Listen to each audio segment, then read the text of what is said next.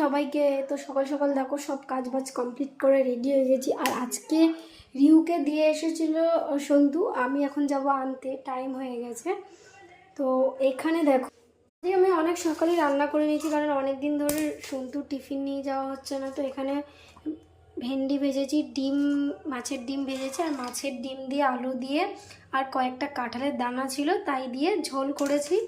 আর এখানে এই যে চিকুর খাবার, চিকেন আর 2-3 রকম সবজি দিয়ে, গাজর, রাঙা আলু এইসব দিয়ে ওর ভাতটা বয়েল করে নিয়েছি। কি করছিস?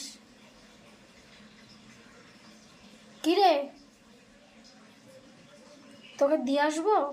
আমার দিকে তাকা, তোকে নিয়ে যাবে? এদিকে তাকা, এদিকে এদিকে।